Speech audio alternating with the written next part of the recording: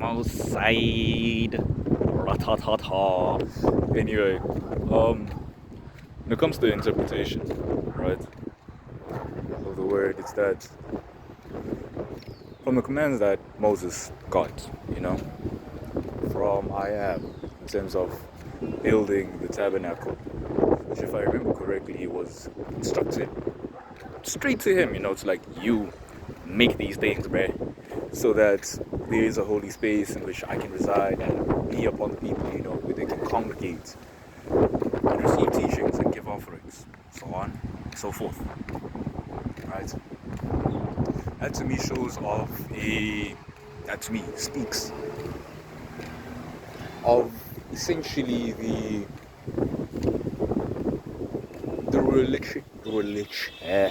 ritualistic state of praising, of worship, of offering, and just of removing sin and trying to be holy, establishing holiness. And in these moments, I'm realizing to myself that there is a lot of practice that needs to be followed when you follow I am.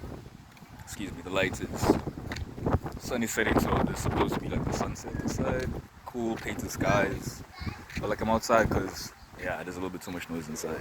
Besides that though,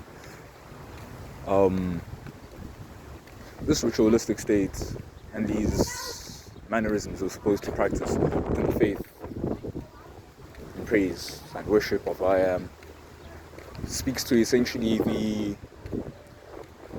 the structure, that we are given and must be followed whenever we're going into whenever you're going into praise, to always have these things and to always do these things. Not necessarily in essence of,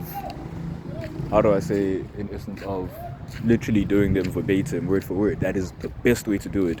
Yet even before then, the people of Israel were able to, preach, to, praise, to build their faith. And I've noticed that it's more of a thing of, as this tabernacle is being created and set, it's mainly a thing of ensuring that even as we praise and even as we go through our own worship, our own ways of servitude, we ensure that we hold on mucho. Oh yeah, there's a car behind me. We ensure that essentially our praise follows a specific structure that is always set by I am, not one that we create on our own, but what we follow through from the instructions of I am, because those instructions had their own reasoning. As they were out of Israel, right, they had lost so much of the knowledge, so much of the ability to praise I am, that it became like they were praising someone else. Not to say that, their praise can be converted from I am to someone else, but it can be misconstrued to the point where it is no longer the truth. I like to say, Nakona, that the truth cannot be destroyed, only perverted. Meaning that when we have our own thoughts, our own understandings of I am, it's good to look within ourselves and realize that these understandings and these thoughts of I am or our own, they come not specifically, and I don't want to assume that they come from I am, but they come from a place of our own understanding, and we shouldn't go around saying that is the one and only truth. That results in us lying, right? In that resulting of lying, it becomes a thing of now we're leading people astray. Excuse me, I was saying goodbye to my older cousin sister. Now, it's very important that we don't go around saying that what we specifically are saying is the one and only truth. We shouldn't rely and say that our own interpretations are the one and only truth, because even when we look at the Bible and how we preach the same scripture, we find different understandings, but the understandings come together in one line, They fall within a structure. A structure that cannot easily be broken. Because even with the writing of the Bible, multiple different people came together well, it didn't come together, but when everything was pieced together, it all made sense, right? It followed a structure.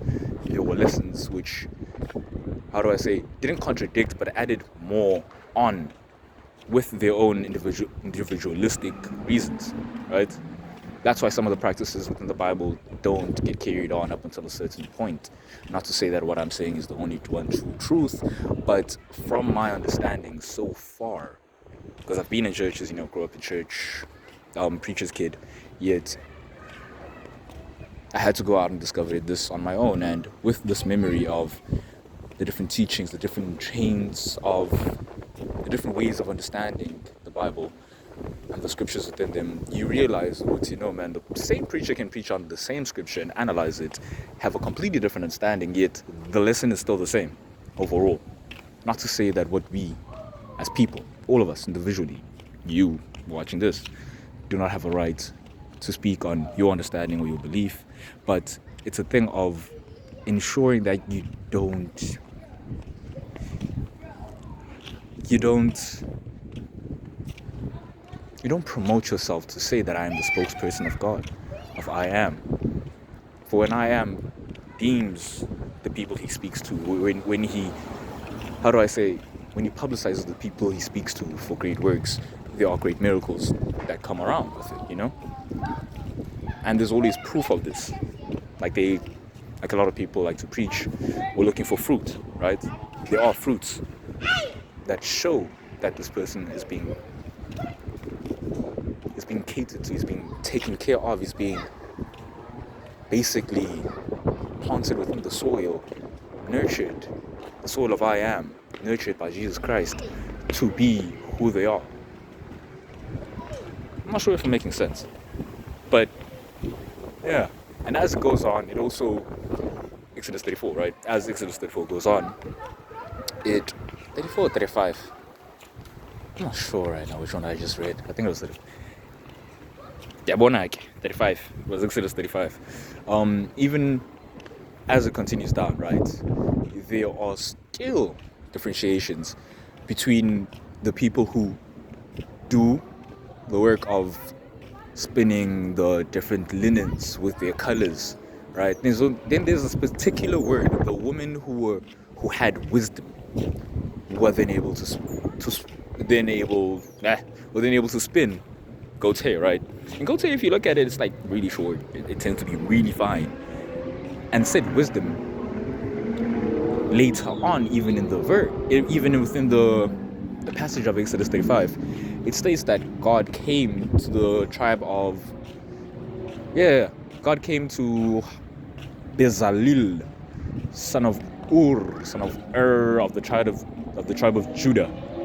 Yes, and it states that God came into him with wisdom, with information, with godliness, and bestowed upon him insights of the creation of the finer things that are needed within the tabernacle.